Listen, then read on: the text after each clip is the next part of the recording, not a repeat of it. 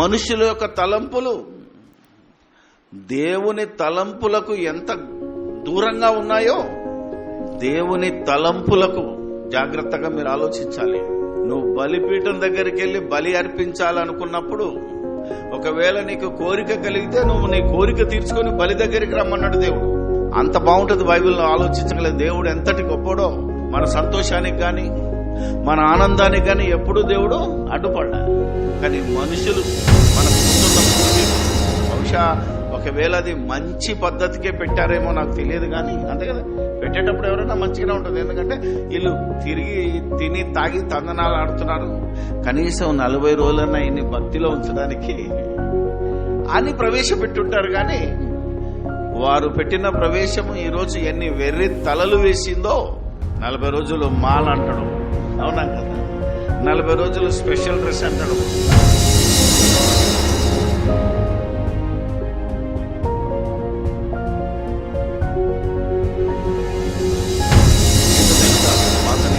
చెప్పాడు, ఒకని జన్మదినము కన్నా ఒకని మరణ దినమే.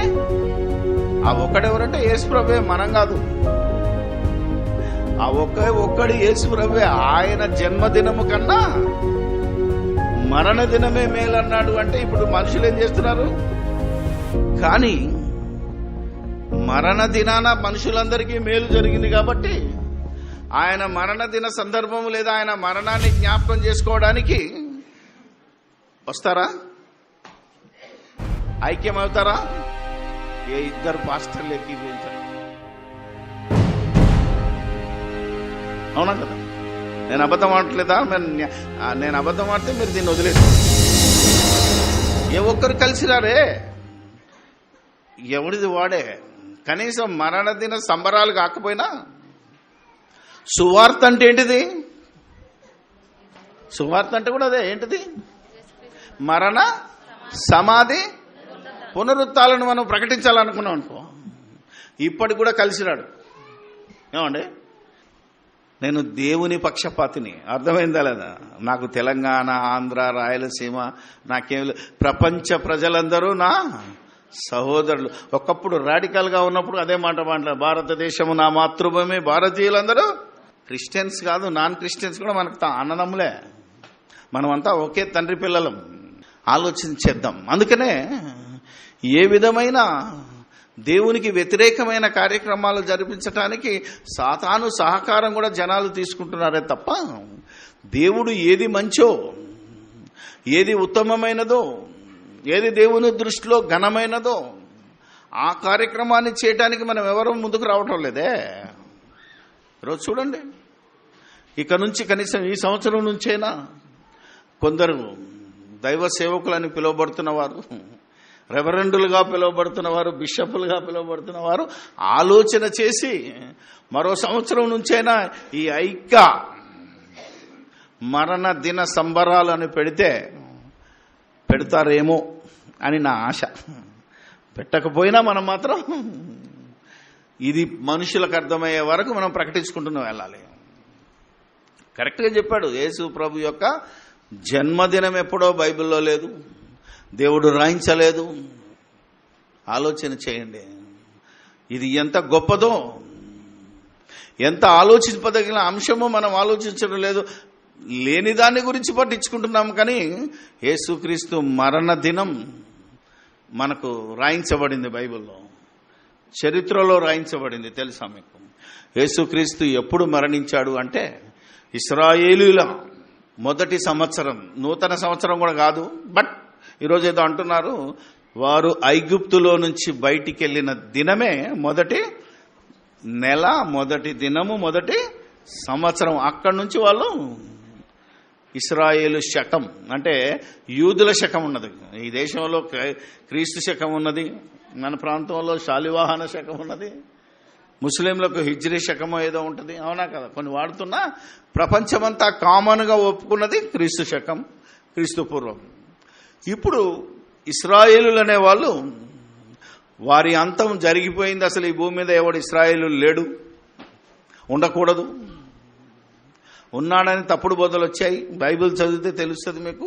అది నెక్స్ట్ రాబోయే సెమినార్లు. ఎందుకంటే ఇశ్రాయేల్ గురించి, టెంపుల్ గురించి, మందసం గురించి, ఎర్రని పెయ్య గురించి బోలెడు తప్పుడు బోధలు వస్తున్నాయి కనుక ఇశ్రాయేలులు, యూదులు వారి వాదన ఎక్కువైపోయింది.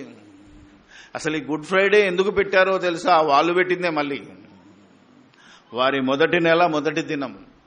వారి మొదటి నెల ఎప్పుడంటే యూదుల క్యాలెండర్ ప్రకారంగా నీసాను నెల. నీసాను నెల మొదటి దినం. దీనికి ఈ నెలకు 30 రోజులు ఉంటాయి. ఎందుకంటే వాళ్ళు చాంద్రమాన క్యాలెండర్ అంటారు తెలుగులో.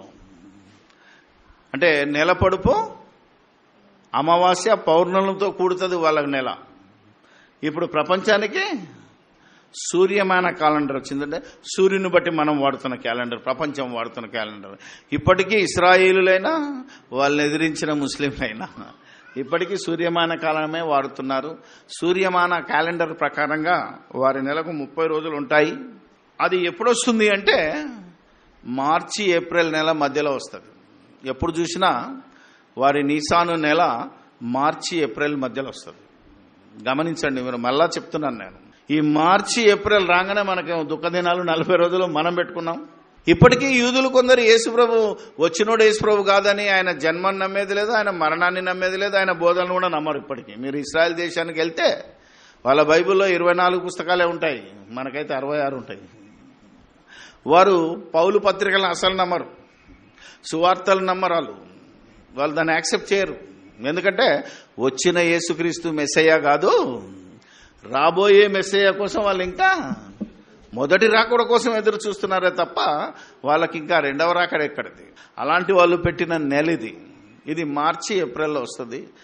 దీన్ని మన తెలుగు క్యాలెండర్కి అప్లై చేస్తే చైత్రశుద్ధ పాడ్యమి.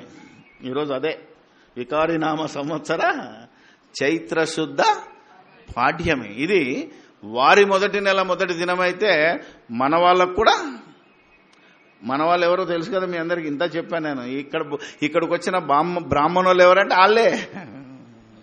మన దేశానికి వలస వచ్చిన బ్రాహ్మణులు ఎవరంటే వాళ్ళే.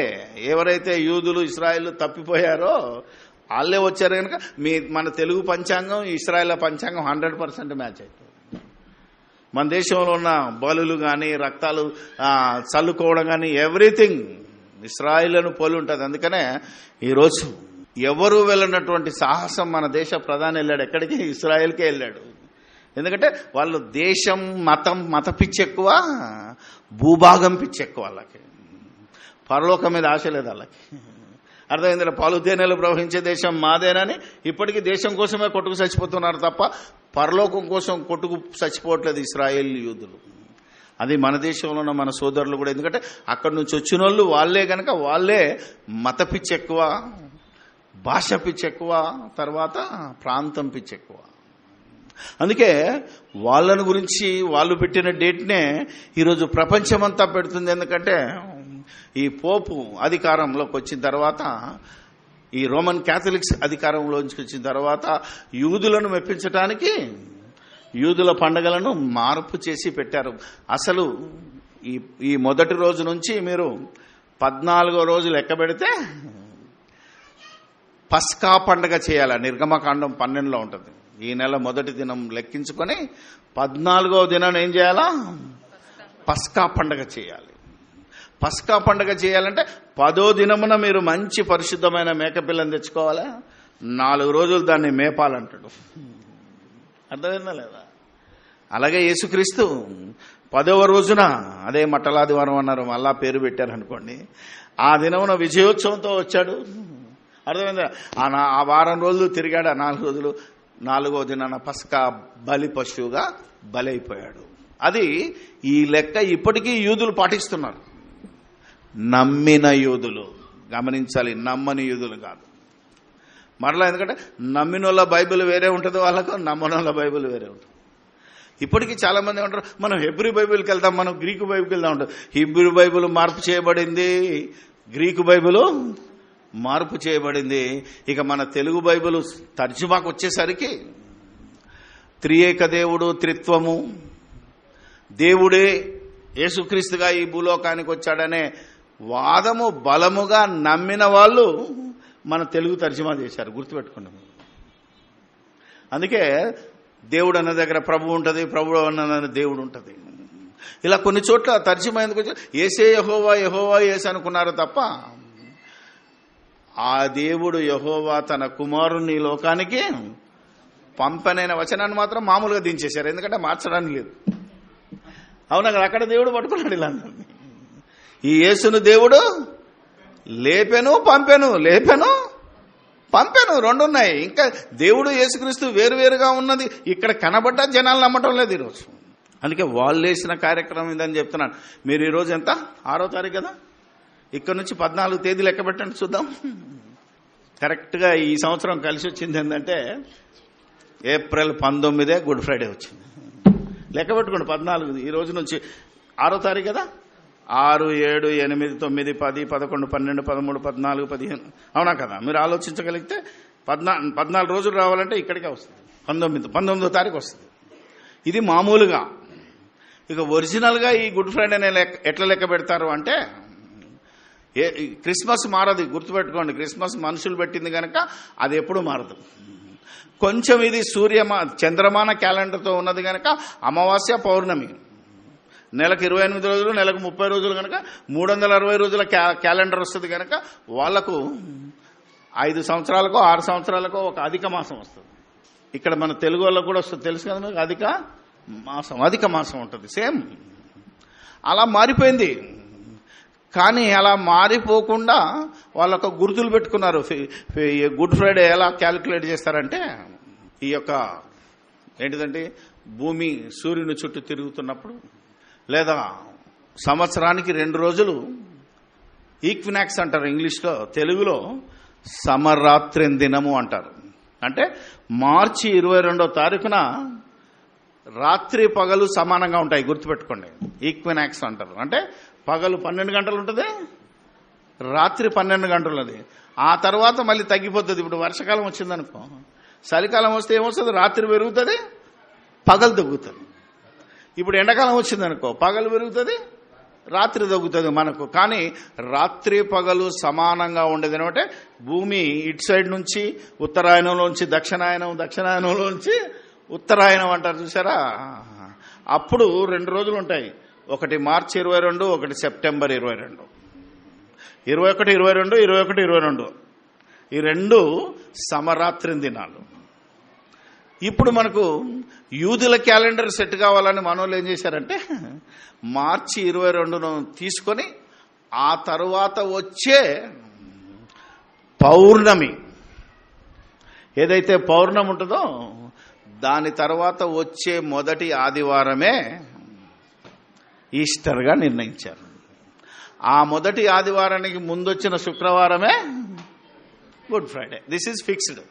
అంటే ఈ డేటు కూడా మనుషులు ఏర్పాటు చేసిందే. ఒరిజినల్ క్యాలెండర్ వేరున్నా ఫర్ ద కన్వీనియన్స్ ఈజీగా మనకు రావాలి అంటే, అందుకే నేను యెహోవా ఏర్పాటు చేసిన దినములో గూగుల్లోడు ఇచ్చిన సమాచారమో లేదా వికీపీడియా సమాచారమో ఇంకో 20 ఏళ్ళకు కూడా మీకు గుడ్ ఫ్రైడే ఎప్పుడు వస్తుందో రాసి పెట్టాను, కావాలంటే చూసుకోండి. ఈ యెహోవా ఏర్పాటు చేసిన దినం ఉంటుంది మీ దగ్గర.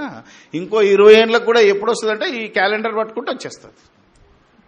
ఇప్పుడు మీరు అక్కడ క్యాలెండర్ ఉన్నది, కావాలంటే చూడండి, తీసి చూపిస్తాను మీకు.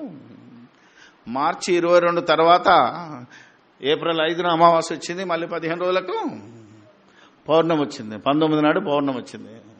19 నాడు పౌర్ణమి కనుక నెక్స్ట్ సండే ఏంటిది 21. 21 నాడు ఈస్టర్ అయింది, 19 నాడు గుడ్ ఫ్రైడే. ఇది గుడ్ ఫ్రైడే చరిత్ర, మరణ దినం. అయితే పాత నిబంధనలో ఈ మరణ దినాన మీరు సంబరాలు చేసుకోండి అని ఉన్నది దావీదు రాసిన కీర్తనలో. నూతన నిబంధనలో ఆయన మరణాన్ని ప్రకటన చేయండి, మరణాన్ని జ్ఞాపకం చేయండి అన్నది. కాబట్టి మనకు మరణ దినము కన్నా ఇప్పుడు మరణమే. కాబట్టి మరణాన్ని ఎప్పుడు జ్ఞాపకం చేసుకుంటే ఎప్పుడు పండుగ చేసుకోవాలో ఈరోజు మనం చెప్తాం. ముందు ఆయన మరణము వలన మేలు జరిగింది, ఆయన మరణ దినాన మేలు జరిగింది కనుక ఈరోజు వీటన్నిటినీ మనం జ్ఞాపకం చేసుకోవడానికి ఇంత హిస్టరీ చెప్పాను మీకు. ఇది బైబిల్లో కొన్ని ఉన్నా లేకపోయినా మీకు తెలియాలి. ఎందుకంటే ఇది తెలియకపోతే అందరూ గుడ్డిగా గుడ్ ఫ్రైడే అనగానే మనకేమని వచ్చిందంటే, మనం పండగ చేసుకోవద్దట కదా బ్రదర్. ఒకరికి పెళ్లికి వచ్చారండి, ఏమన్నా మా సంఘంలోనే. ఎప్పుడు పెళ్ళి అంటే పీడ తినాలట కదా బ్రదర్, శ్రమల తినాలట. అది అయిపోయినాక పెట్టుకుందాం. ఇప్పుడు మీరు 21 తర్వాత నాకు తలనొప్పి వచ్చింది, ఎందుకంటే బోల్డ్ పెళ్లిళ్ళు వచ్చాయి. ఎవరి పెళ్లిళ్ళు? క్రైస్తవులై. వేరే వాళ్ళు అయితే నాకెందుకు బాధ, చేయాల్సింది మనం కనుక. ఎంత భయంకరం అంటే ఆలోచన చేయాలి ఈరోజు. అందుకే క్రీస్తు మరణ దినం ఎప్పుడు, ఎలా వాళ్ళు పండుగ చేసుకోమన్నారు, మనం ఎప్పుడు పండుగ చేసుకోవాలి, మరణ దినాన చేసుకోవాలా, మరణ దినం నుంచి ఎన్ని రోజులు పండుగ చేసుకోవాలనేదే మన ముందున్న సమస్య తప్ప. దయచేసి నేను ఆల్రెడీ యూట్యూబ్లో మన ఆదివారం ప్రసంగాల్లో పెట్టించాను. యేసు ప్రభు 40 రోజులు శ్రమ పడలేదు. అది మరణానికి ముందు కాదు. ఆయన యేసు ప్రభు 40 రోజులు శ్రమ కాదు, అది దేవుని వాక్యాన్ని ప్రకటించడానికి ఆయన తర్ఫీదు పొందాడు. దేవుని ఆత్మచేతనే అరణ్యంలోనికి కొనుపోబడి ఆయన తర్ఫీదు పొందాడు. ట్రైనింగ్ ఏమంటే మిలిటరీ వాళ్ళకి తెలుసు, పోలీసు వాళ్ళకి తెలుసు. రాబోయే డ్యూటీలో వేయాలంటే ఈడు మిలిటరీ ట్రైనింగ్లో పారిపోవాలనిపిస్తుంది. అవునా కదా కృష్ణ? అమ్మో నరకం అన్నట్టు. అది అనుభవిస్తే కానీ డ్యూటీలో ఎంజాయ్ చేయలేరు. మరి అలా పోలీస్ డ్యూటీ అయినా కానీ మీరు ఆలోచిస్తే యేసుప్రభు చేయబోయే త్యాగం వీళ్ళ పని కంటే గొప్పది కనుక ఆయన త్యాగానికి సిద్ధపడడానికి తర్ఫీదు పొందాడే తప్ప శ్రమ అనుభవించలేదు. పోనీ చావడానికి కూడా ఏడ్చుకుంటూ వచ్చాడా? ఏమండే మట్లాది వారం రోజు ఎలా వచ్చాడు? గాడిద పిల్లనెక్కి హుసన్నా జయం జయం జై కొట్టండి రా, ఎడవకండి అన్నాడు. ఒకడు వచ్చి ఏంటంటే మీకు జై కొడుతున్నారంటే వాళ్ళ నోర్లు మూయిస్తే రాళ్ళు. నేను సంతోషంగా వచ్చాను రా బాబు చావడానికి, ఎందుకంటే నా ప్రాణాన్ని నేను పెడుతున్నా, నేను దాన్ని తీసుకుంటా, మీకెందుకు బాధ అన్నాడు. ఈరోజు మనోళ్ళు ఏం చేశారు, మీరు బాధపడండి అని మనం 40 రోజులు పెట్టారు. 40 రోజుల తర్వాత మళ్ళీ తినుమా తాగుమా డమా. ఎగ్జాక్ట్లీ అన్యులను పోలే ఉన్నది ఇది 40 రోజులు. ఆలోచన. ఒకడు మోషే గురించి చెప్పాడు నాకు. ఏమని? మోషే ఉన్నాడు బ్రదర్ 40 రోజులు ఉపవాసం అన్నాడు. ఆయన కావాల్సినాడు ఉపవాసం? ఎవరైనా ఆలోచించారు? అక్కడ ఏముంటుందని 40 రేయిం పగళ్ళు ఆయన ఏమి తినలేదు. ఎందుకు వెళ్ళాడు కొండ మీదకి? 10 ఆజ్ఞలు తీసుకెళ్ళడానికి. ఆ రోజు ప్రజలను జీవవాక్యం అందించడానికి ఆయన వెళ్ళి సంతోషంగా ఉన్నాడు. దేవుని సన్నిధిలో ఉన్నవాడికి ఆకలి దప్పులు ఉన్నాయి, గుర్తుపెట్టుకోండి. అసలు తినే అవకాశం లేదు, కిందకు వచ్చే దేవుని దగ్గర ఉన్నాక ఇంకా ఆకలి దప్పులు ఏంటి అండి? ఆ లోకమే వేరు. కాబట్టి ఆయన ఉపవాసం ఉండలేదు, ఆయనకు ఆకలే కాలేదు. ఆలోచన చేయండి మీరు. ఎందుకంటే ఈ 2 రెఫరెన్స్లే మన పూర్వీకులు చెప్తుంటారు, మన పెద్దలు చెప్తుంటారు. వీళ్ళిద్దరు ఉపవాసం ఉన్నారు బ్రదర్, వాళ్ళు ఉన్నారు రైటే అనుకుందాం. నిన్నెవడు ఉండమన్నాడు? నా ప్రశ్న అది. వాళ్ళు ఉన్నారు రైటే, నిన్ను ఉండమన్నారు ఎవడన్నా? ఎక్కడన్నా రాస్తుందా? 40 రోజులు మీరు ఉపవాసం ఉండండి, ఏడవండి. ఆలోచన చేస్తే యేసుప్రభు చెప్పే మాటను మీరు ఆలోచిస్తే వెళితే అద్భుతం ఉంటుంది. నువ్వు నిజంగా ఉపవాసం ఉంటావా? తలంటుకో, కొత్త బట్టలు వేసుకో, స్నానం చేసుకో. అవునా కదా? శుభ్రంగా బయటికి కనబడు ఆనందంగా. మనం ఏం చేస్తాం? ఉపవాసం అంటే ఏడుపు ముఖం పెట్టింది. పోనీ చేసే పనిలోనైనా బైబిల్కి అనుగుణంగా లేవండి. ఇప్పుడు అందుకనే ఈ సిద్ధాంతాలను మనం పెరికేస్తున్నాం. ఐబీటీ ద్వారా చెప్పబడేది ఒకటే, మనుషులు కల్పించిన పద్ధతులను మనము దేవోపదేశములుగా భావించరాదు. వాటిని పెరికి వేయాలి, వాటిని కూకటి వేళ్ళతో సహా తీసేయాలి. అమ్మ దుర్మార్గులు ఉపవాసం ఉండలేరు, మమ్మల్ని ఉండనిస్తలేరు అని అన్నారు అనుకోండి. ఉపవాసం ఎందుకుంటావు? నీకు ఆరోగ్యం బాగుండాలంటే ఉండు, నేనే వద్దాను. దేవుని పేరు మీద ఉపవాసం ఉన్నట్టే చెల్లదు. దేవుడు ఎప్పుడు నేను ఉపవాసం ఉండవల్ల. మా యేసు ప్రభు లేడు ఉపవాసం, ఆయన శిష్యులు లేరు, అందుకే మేము ఉండమన్నాను నేను. యేసుప్రభు ఉండలేదు. మీరు గమనిస్తే యేసుప్రభు ఎప్పుడు ఉపవాసం. పైగా ఏమన్నాడు? పెళ్లి కుమారుడు ఎవరింట్లో ఉంటాడో వాళ్ళు అస్సలు ఉపవాసం చెయ్యరు. దాని మీద రీసెర్చ్ చేశాను నేను. నిజంగా లేడా? ఎందుకంటే పాత నిబంధన ప్రకారంగా ఉపవాస దినములు చాటించుటి, ఉపవాస దినములు ఉండండి అని మోషే చెప్పాడు. మరి మోషే ధర్మశాస్త్రాన్ని యేసుక్రీస్తు మరి కాదంటాడా అంటే యూదుడు గనక చెయ్యాలి. మరి కానీ యేసు చేసిన ఉపవాసం, ఈరోజు మనం చేస్తున్న ఉపవాసం ఈ ప్రజలకు గుర్తుండటం, ప్రజలు గుర్తుపట్టలేరు. ఎందుకంటే మనం చేసేది ఆత్మ సంబంధమైన ఉపవాసం. అది యెషయా 58లో ఉంటుంది. ఏమనంటే, దేవునికి ప్రీతికరమైన ఉపవాసం ఏంటంటే దుర్మార్గులు కట్టిన కట్లను విప్పుటయు, కాడిమాను మోకులు తీయుటయు, బాధింపబడిన వారిని విడిపించుటయు, ప్రతి కాడిని విరగొట్టుటయు, ప్రతి కాడిని అంటే వ్యతిరేకమైన ప్రతి కాడిని, యేసుక్రీస్తుకు బోధకు వ్యతిరేక, దేవుని బోధకు వ్యతిరేకమైన ప్రతి కాడిని విరగొట్టుటయు నేర్పరచుకొనిన ఉపవాసము కదా, నేర్పరచుకొనిన ఉపవాసం. ఇది దేవునికి ఇష్టమైన ఉపవాసం. ఈ ఉపవాసాన్ని యేసు ప్రభు చేశాడు, అపోస్తులు చేశారు. కానీ ఆనాటి యూదులకు కనబడలే. వాళ్ళు ఏమంటే అక్షరార్థంగా తీసుకుంటున్నారే తప్ప దేవుని ఆలోచనలోకి వెళ్ళలేదు. యెషయా చెప్పిన మాట వాళ్ళ మతికి ఎక్కలేదు. యెషయా రాసిన అనేక ప్రవచనాలను యేసు ప్రభు కోట్ చేసి ఇశ్రాయేలును తిట్టకుండా తిట్టాడు. మేము ఉపవాసం ఎలా ఉంటామో చూపించాడు యేసు ప్రభు. ఏమనో తెలుసా? దుర్మార్గులు కట్టిన కట్లను విప్పాలి. ఇప్పుడు కట్లేం కట్టారు దుర్మార్గులు? యేసు మార్గాన్ని కాదన్న వాళ్ళంతెవరు? దుర్మార్గం చేసినోడే దుర్మార్గుడు కాదు. యేసు మార్గంలో రానివాడు దుర్మార్గుడే దేవుని దృష్టిలో.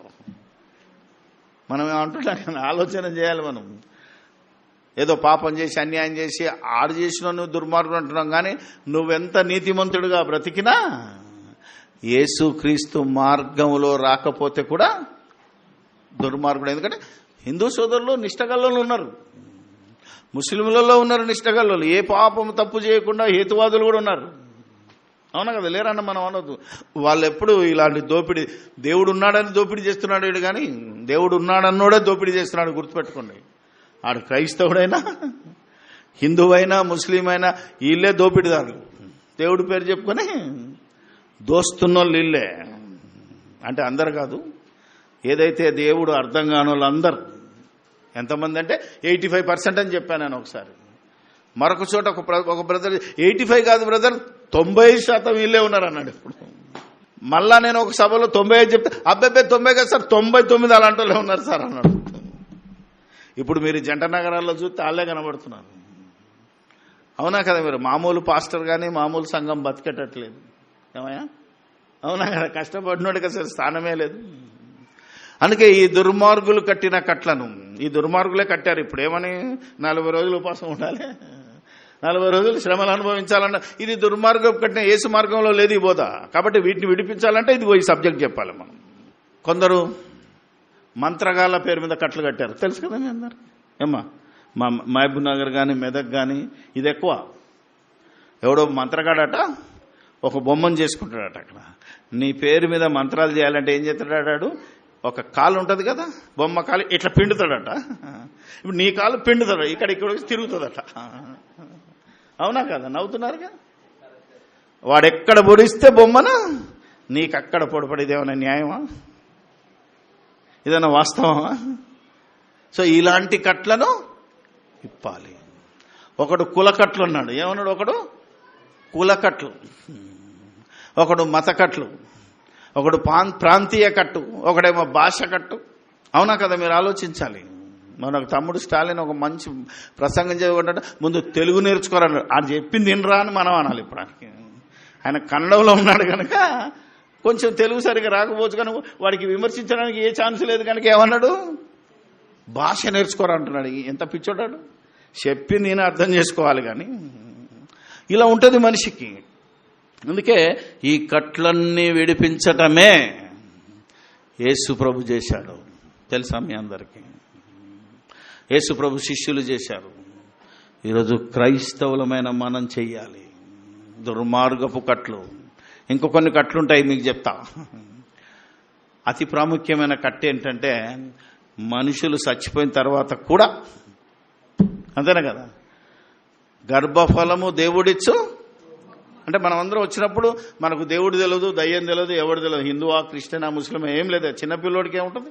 మనం అనుకుంటాం క్రైస్తవుడు పుట్టినోడు క్రైస్తవుడు అని. కాదు, క్రైస్తవుడు పుట్టినోడు క్రైస్తవుడు కాదు. క్రైస్తవుడు ఎప్పుడవుతాడు?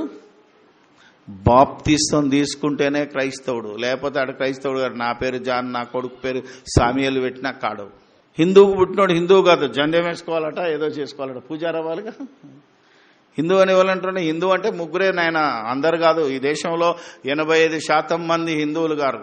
హిందువులు అంటే ఎవరంటే వాళ్ళ ధర్మశాస్త్ర ప్రకారంగా ఖాళీ బ్రాహ్మణులు, వైశ్యులు, క్షత్రియులు మాత్రమే హిందువులు. మిగతా రెడ్డి, కమ్మ, కాపు, బీసీ, ఎస్సీ, ఎస్టీ ఇంక ఎంతమందిమైనా శూద్రుల కిందనే లెక్క. వారి ధర్మశాస్త్ర ప్రకారంగా మనం అంత ఆలోచిస్తే ఇవన్నిటిని వీటి నుంచి తెలియజేయాలంటే మనం యేసుక్రీస్తు బోధ దగ్గరికి రావాలి. యేసుక్రీస్తు మనల్ని స్వతంత్రులుగా చేశాడు కనుక ఈరోజు ఈ దేశంలో యేసుక్రీస్తును ప్రకటిస్తున్నామంటే 15% ఉన్నోళ్ళు 85% ఉన్న వాళ్ళను తొక్కుతున్నారు అంటే, ఇది చెప్పకుండా అడ్డుకుంటున్నారంటే, ఇది చెప్తే వాళ్ళకు నష్టం జరుగుతుంది. మనం బ్రాహ్మణుని కాళ్ళు మొక్కాలని మనం ఉంటే, మన దేశంలో 5 ఏళ్ళ నుంచి చెప్తున్నాడు యేసు ప్రభు వచ్చేవన్నాడు, నువ్వు ఎవ్వనికి మొక్కకూడదు, ఆఖరికి నాకు కూడా మొక్కకూడదు, ప్రతి వాని మోకాలు నా పేరు మీద దేవుని ముందే మోకరించాలి. ఇది విడిపించిన విధానం, కట్లలో నుంచి బయటికి తీసిన విధానం. ఈ విధానము దేవునికి ఇష్టమైన ఉపవాసం. ఆయన వచ్చిన తర్వాత అదే చెప్పాడు, ఏమని, నువ్వేనా రాబోయే వాడి కోసం ఆయన ఎదురు చూడాలని యోహాను అడిగితే ఏమనంటే, బీదలకు సువార్త ప్రకటింపబడుతున్నది, కుంటోళ్లకు కాళ్ళు ఇస్తున్న గుడ్డోళ్లకు కండ్లిస్తున్న బీదలకు సువార్త ప్రకటిస్తున్న నేనే ఆయనను పో అన్నాడు. అంటే సువార్త ప్రకటించడమే యెహోవా హితవత్సరము, ప్రకటించడమే దేవునికి ఇష్టమైన ఉపవాసం. ఈరోజు ప్రపంచ క్రైస్తవ్యము దివారాత్రులు ఉపవాసం ఉంటున్నాం. పౌలు చెప్పింది ఏంటిది అనుకుంటున్నారు మీరు? సమయమందును అసమయమందును వాక్యమును ప్రకటించుమో. ఎందుకంటే జనులు ఆరోగ్యకరమైన బోధకు లేకుండా సంఘకట్లు, కులకట్లు, మనుషుల కట్లలో బంధింపబడి కల్పనా కథల వైపు ఉన్నారు కనుక వీటి నుంచి బయటికి తీయాలి అంటే మీరు సువార్తను ప్రకటించాలి. సువార్త ప్రకటించడమే దేవునికి ఇష్టమైన ఉపవాసం. ఎంతమంది ఉపవాసం ఉన్నారో చెప్పండి మీరు? మేమైతే 365 days, అవునా కదా, 24/7. నేనైతే మీ ఇష్టం, మీరు ఉండాలని నా కోరిక, అంతే చెప్తున్నానంటే 24/7. అవునా? సమయమందును అసమయమందు. ఈ నెల మీరు నా క్యాలెండర్ చూస్తే మీకు మతిపోద్ది. ఈ గుడ్ ఫ్రైడే చేయబట్టికి ఈ గుడ్ ఫ్రైడే తప్పని, ఉపవాసం తప్పని, ఇవన్నీ చెప్పటానికే ఈ నెల నా ఇంట్లో నేను 5 రోజులుంటే మహా ఎక్కువ. ఇది దేవునికి ఇష్టమైన ఉపవాసం. ఈ ఉపవాసం మీకు కనబడతలేదు. మీకు ఈరోజు మూర్ఖులకు, దుర్మార్గులకు కనబడతలేదు. దుర్మార్గులు కట్టిన కట్లను విప్పుటయే దేవునికి ఇష్టమైన ఉపవాసము. ఈ ఉపవాసము ఈ రోజు నుంచి మీరు ప్రతి దినము, ప్రతి క్షణము, ఎంతకాలం? సచ్చేంతకాలం. బాప్తీసం తీసుకున్న మొదటి రోజు నుండి అంతము వరకు ఈ పని చేసిన వాడే నిజమైన క్రైస్తవుడు. యేసుక్రీస్తు 40 రోజులు ఉండలేదు, మోషే 40 రోజులు ఉండలేదు. మోషే ఎన్ని సంవత్సరాలు ఉన్నాడో తెలుసా ఉపవాసం? 80 సంవత్సరాలు ఉన్నాడు. అర్థమైందా లేదా మీకు? ఎన్నేళ్ళు ఉన్నాడు? 80. 40 రోజులు 40 సంవత్సరాలు అడవిలో పారిపోయాడు, మామ దగ్గర కష్టపడ్డాడు. ఆ 40 సంవత్సరాల నుంచి ఇశ్రాయేలును నడిపించాడు 40 సంవత్సరాలు. అది మోషే చేసిన ఉపవాసం. మరి యేసు తాను శరీరధారి అయ్యున్న దినములలో మహారోదనముతోనూ కన్నీళ్లతోనూ అన్నాడు. అంటే యేసు ప్రభు ఎప్పుడైతే ఈ లోకానికి వచ్చాడో అప్పటి నుంచి మొత్తం శిలువలో చనిపోయేంత వరకు శ్రమలు అనుభవించాడు. మనోళ్ళు ఏం చేశారు? యేసు ప్రభు శ్రమలను ఎంతకు తగ్గించారు? 40 రోజులకి. ఇది అన్యాయమా, అక్రమమా? ఇప్పుడు చెప్పండి. యేసు ప్రభు 40 రోజులు ఉన్నాడా? ఎవడు చెప్పండి? జీవితకాలం అంతా ఉన్నాడు. నిన్నెంతకాలం ఉండమన్నాడు? ఎప్పుడు చెప్పు? ఎవడైనాను నన్ను వెంబడించగోరిన ఎడల తను తాను తగ్గించుకొని తన సిలువనెత్తుకొని నన్ను ఎన్ని రోజులు? బాప్తిసం తీసుకున్న రోజు నుంచి సచ్చేంత దాకా నీ సిలువను మొయ్యి. ఎవరి సిలువ? మన సిలువను మోయాలి. యేసు మోసిన సిలువను మనం మోయకూడదు. అందుకనే నా వెనకాల సిలువ కనబడుతుంది, నా గేటు మీద సిలువ కనబడి, నా బిల్డింగ్ మీద సిలువ కనబడి. ఎవడొచ్చి అడుగుతాడు ఇక్కడ చర్చ్ ఎక్కడుంది అంటాడు. ఎందుకంటే ఇలా గుర్తేమైపోతాడు? సిలువ. అర్థమైందా లేదా? మనం వాక్యానుసారం ఉంటాం. యేసు మోసిన సిలువను మనం మోయడానికి వీల్లేదు. ఎవరి సిలువను మోయాలి మనం? మన సిలువ. ఇప్పుడు మన సిలువ ఎక్కడుంది ఆలోచన చేయండి. ఎవరన్నా ఉన్నారా? నా సిలువను నేను మోస్తున్నాను అలా ఎవరన్నా ఉన్నారా? నాకు అర్థమైంది చెప్తాను మీకు. ఏమ్మా, మనం రోజు మోయవలసిన సిలువ, అన్నిటికంటే రోజు మోయవలసిన సిలువ ఏంటిదంటే ఒక భార్యకు భర్తే సిలువ. అరే ఏమండి, రోజు మోయాలి. ఒక భర్తకు భార్యే ఈ సిలువ. నాకొద్దు, నేను దించేస్తా అంటే ఊరుకుంటానా? ఎంత బరువు, రోజు రోజుకి ఇది బరువు అవుతుంది తెలుసా మీకు? ఆలోచన చేయగలిగితే ఈ సిలువనెత్తుకొని నువ్వు సచ్చేంత దాకా మొయ్యి. బంగారు సిలువ వేసుకోవడం ఈజీ, మంగళసూత్రం మీద సిలువ వేసుకోవడం చాలా ఈజీ. అర్థమైందా లేదా? ఆ సిలువను కాదు మీరు మొయ్యవలసింది. మీరు సజీవ యాగముగా మీ సిలువను మొయ్యండి. కొందరికి పిల్లలే సిలువ, కొందరు పిల్లలకు తల్లిదండ్రులే సిలువ, కొందరికి సంఘస్థులే సిలువ. అర్థమైందా లేదా? ఒక ప్రెసిడెంట్కు సెక్రటరీ సిలువ.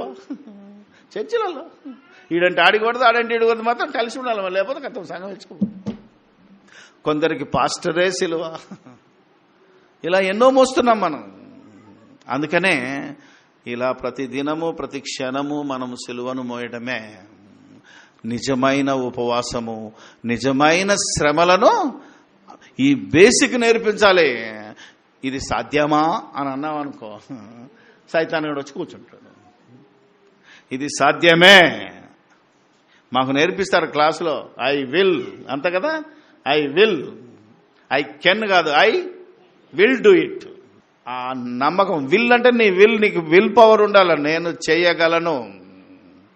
అందుకే ఇది నమ్ముట నీ వలననైతే రాసి పెట్టాడు ఆల్రెడీ.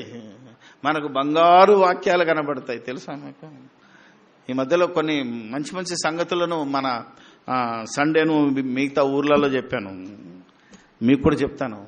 మనకు కావాల్సింది ఏంటంటే నిన్ను స్వస్థపరచు, ఇది వారికే తీసుకుంటాడు.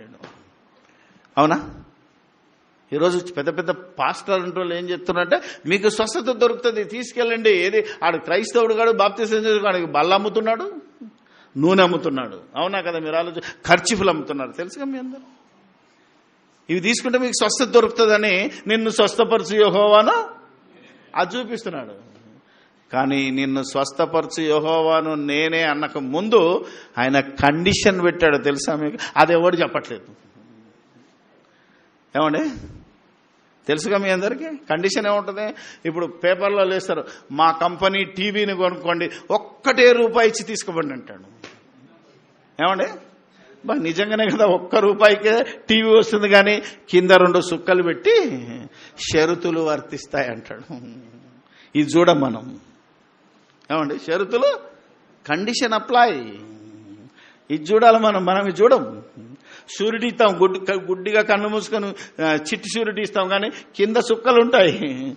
ఎప్పుడైతే ఆడ ఎగ్గొడతాడో అప్పుడు మనకు సుక్కలు కనబడతాయి.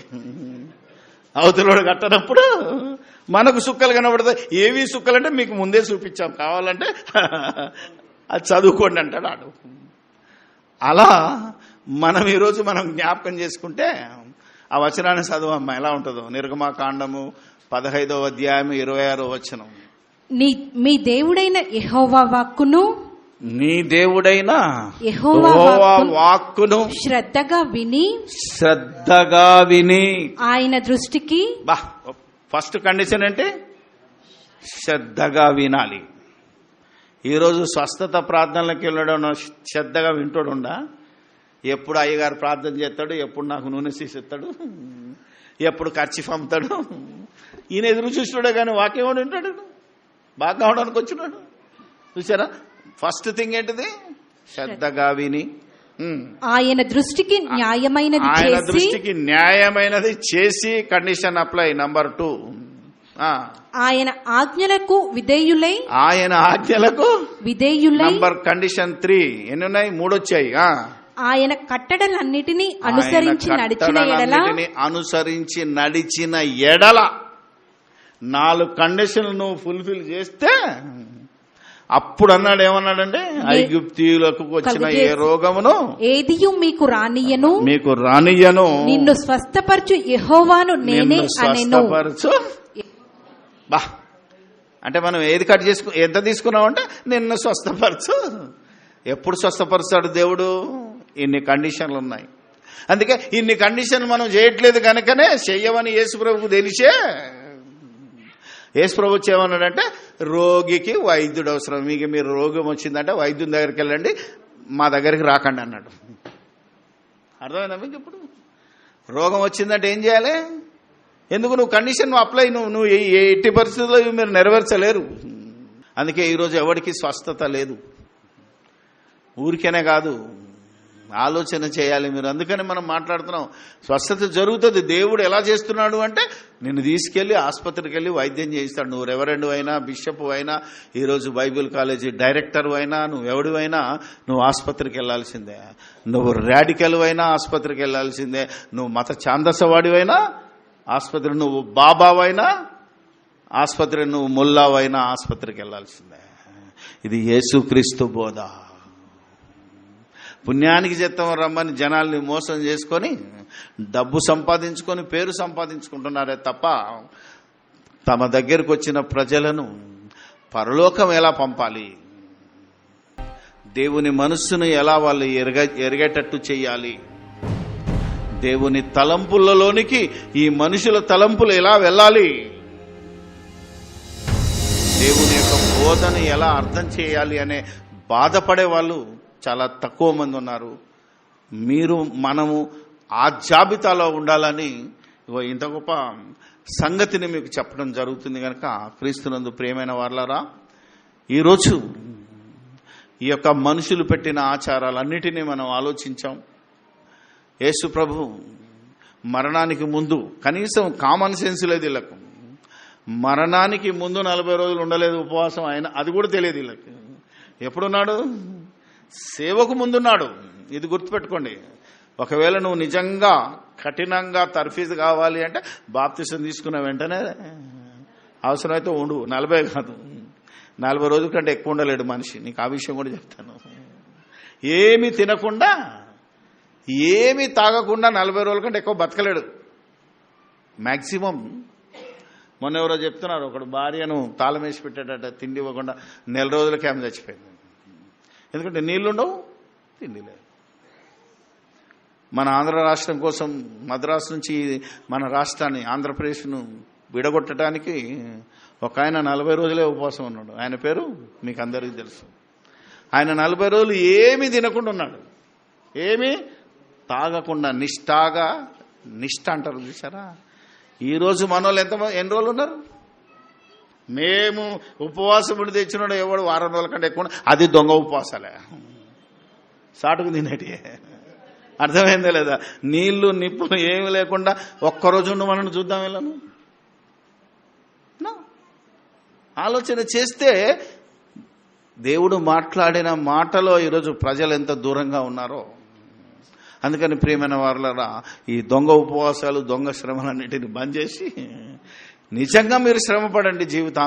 నిజంగా జీవితాంతం దేవునికి ఇష్టమైన ఉపవాసం నెరవేరిస్తేనే మనకు పరలోకం దొరుకుతుంది అని మనం గుర్తుపెట్టుకొని, ఇక ఈ పండగను గురించి ఎలా మనం పండగ చేసుకోవాలో, మరణ దినాన ఎవరు మనల్ని పండగ చేసుకోమన్నారో దావీదు రాసిన 118వ కీర్తన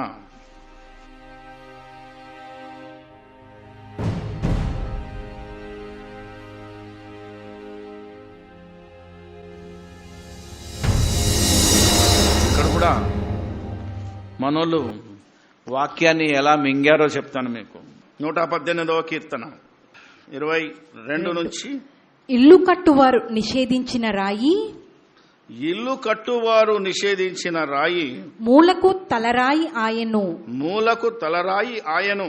అది యెహోవా వలన కలిగినది, అది యెహోవా వలన కలిగినది. అది మన కన్నులకు ఆశ్చర్యము, అది మన కన్నులకు ఆశ్చర్యము. ఇది యెహోవా ఏర్పాటు చేసిన దినము, ఇది యెహోవా ఏర్పాటు చేసిన దినము. దీని యందు మనము ఉత్సహించి సంతోషించెదము. ఇది కీర్తనాకారుడు రాసిన మాట. ఈ వాక్యాన్ని ఎవరు వాడుకుంటారు ఇప్పుడు? మళ్ళా ఇందులో ఏ వాక్యాన్ని చూశారు మీరు? 24వ వచనంలో ఏమున్నది? ఇది యెహోవా ఏర్పాటు చేసిన దినము, దీని యందు మనం ఉత్సహించి. ఇది ఎక్కడ కనబడుతుంది మీకు? ఇది మళ్ళా పెళ్లి కార్డు మీదనే, అవునా కదా? This is the day we rejoice and enjoy అంటాడు. ఇంగ్లీష్లో పాట కూడా ఇది, నాకు నవ్వుతుంటుంది. అది ఏ రోజు పాడాలో కూడా తెలియదు, అవునా కదా? మీరు ఆలోచించాలి ఇప్పుడు. అందుకని మనం కూడా ఎవరైతే చాలా మందిని చూశాను నేను కరెక్షన్ చేస్తున్నా. నేను పెళ్లి చేసిన అనేక పెళ్లి కార్డులలో ఈ వాక్యాన్ని అసలు పెట్టనివ్వను. ఈ వాక్యాన్ని మీరు పెళ్లి కార్డు మీద పెడితే మీరు మరణకరమైన పాపము, మీకు ఏ యుగంలోనూ క్షమాపణ లేదు. అదెలా చెప్పగలరు? ఎందుకంటే మీరు మొదటి నుంచి పరిశుద్ధాత్మను ఎదిరిస్తున్నానంటాడు శపన, అవునా కదా? ఇప్పుడు పరిశుద్ధాత్మ చేత రాయబడిన ఈ వాక్యాన్ని మన పెళ్లి కోసం రాసుకున్నాం అనుకో, ఇది పరిశుద్ధాత్మకు వ్యతిరేకం. ఎందుకంటే పరిశుద్ధాత్మ ఏ దినం గురించి మాట్లాడాడు, ఎందుకు మాట్లాడాడో తెలుసా?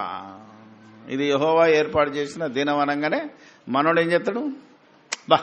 నా పెళ్లి ఈరోజే, అంతే, దీని యందు నేను ఉత్సహించి.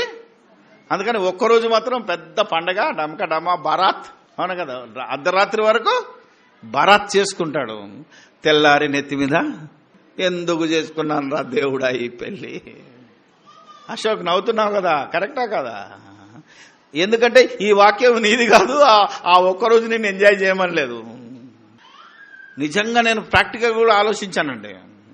అసలు మన పెళ్లి రోజు దేవుడు పెట్టిన రోజేనా?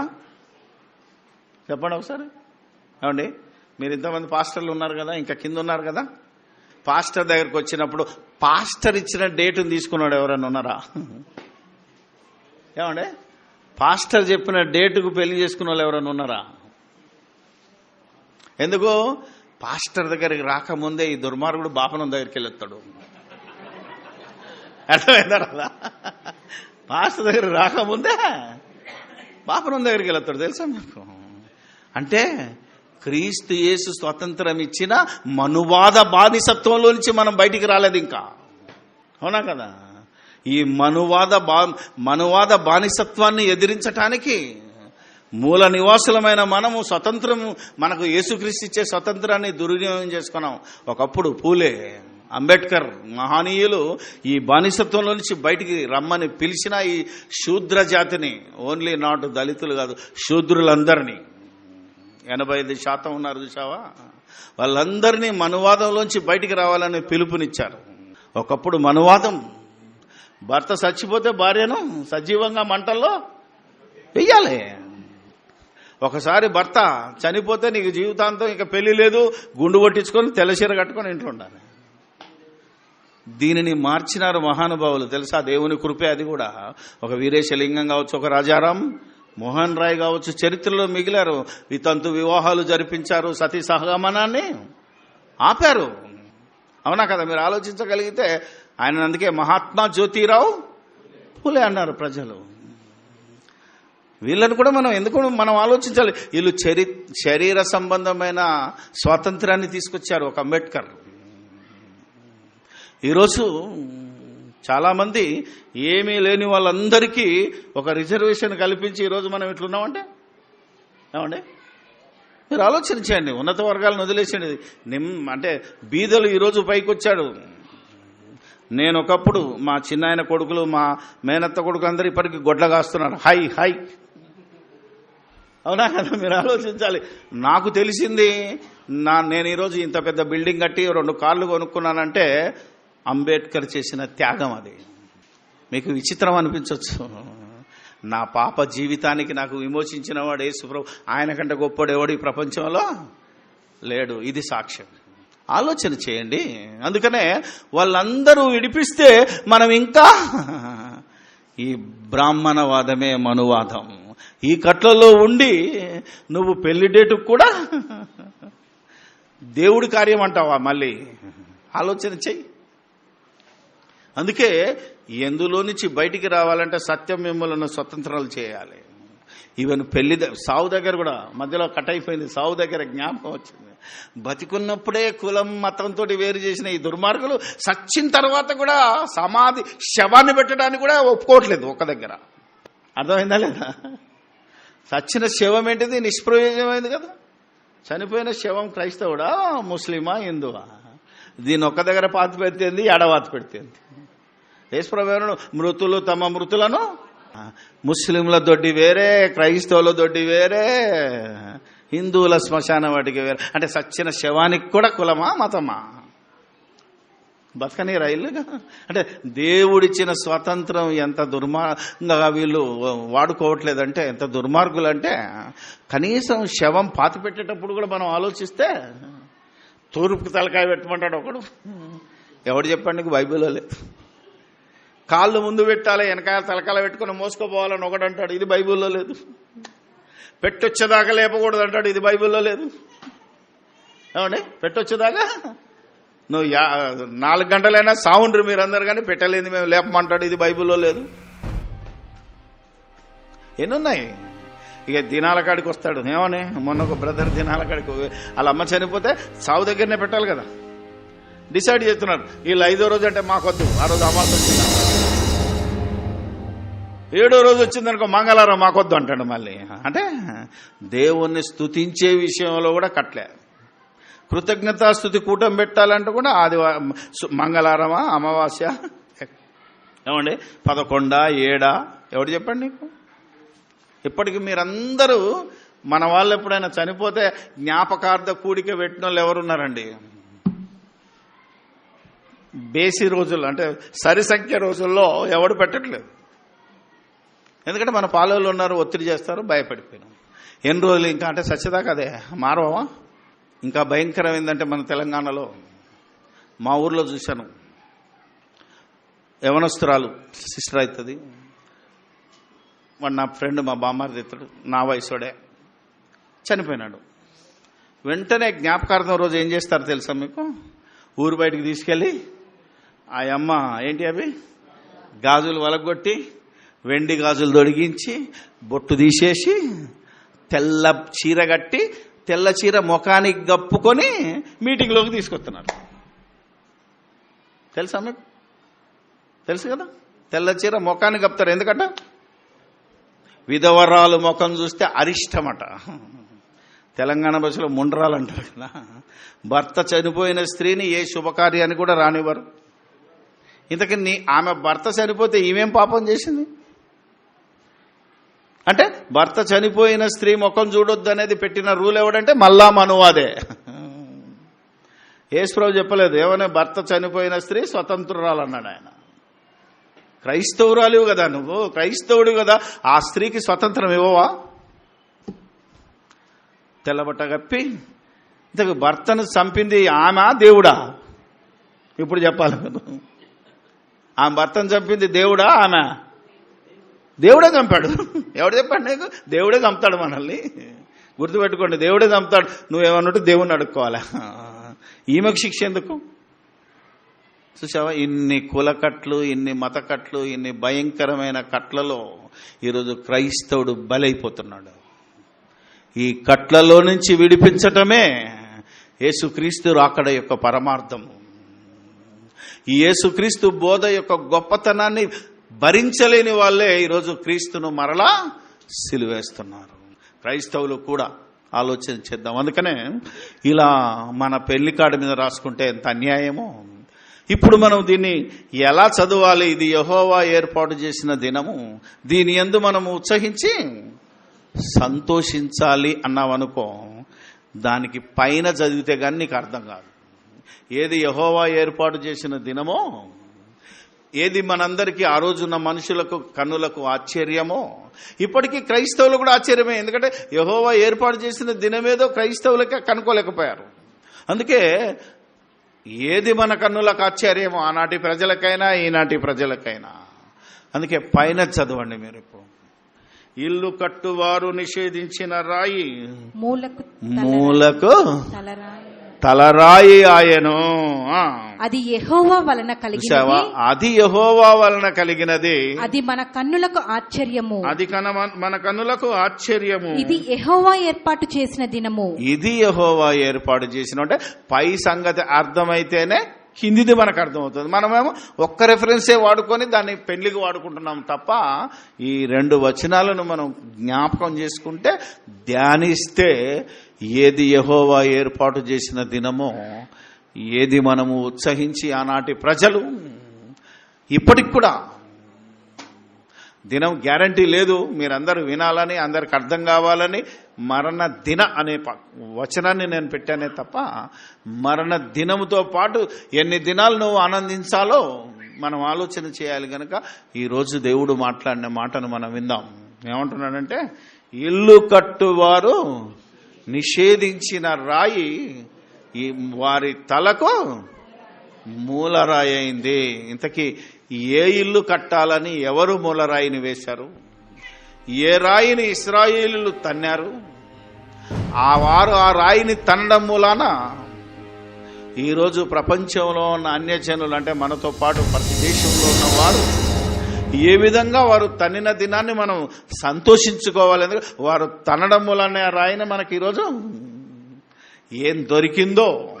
అందుకే ఒకని జన్మదినము కన్నా ఒకని మరణ దినమే మేలు అన్నాడంటే మనకి ఎలా మేలు జరిగిందో మనం ఎలా ఉత్సహించాలో, ఆనాటి ఇశ్రాయేలు ఎలా ఉత్సహించాలో ఆ రోజు వారికి అర్థం కాలేదు. ఇప్పటికీ వాక్యం యొక్క మర్మము మనకు అర్థం కాలేదు కనుకనే ఈరోజు మనం మాట్లాడుతున్నాం.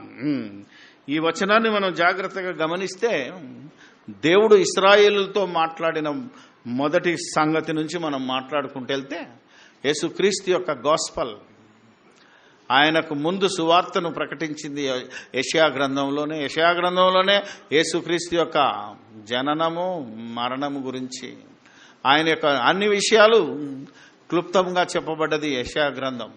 అందుకే యెషయా గ్రంథాన్ని మనం జాగ్రత్తగా చదివితే ఎలా గొప్పగా మనం ఉంటామో, అది అర్థం కాకపోతే బైబిల్ మనం ఎలా దుర్వినియోగం చేస్తున్నామో మీకు అర్థం చేయాలి అంటే ఈరోజు మనం గ్రంథం చదివే విధానాన్ని ఈ ఒక మాట చదివించిన తర్వాత బైబిల్ని ఎలా చదివితే నీకు అర్థమవుతుందో అది చెప్పి ఫస్ట్ సెషన్ ముగించి సెకండ్ సెషన్లో పండగ ఎలా చూసుకుందాం.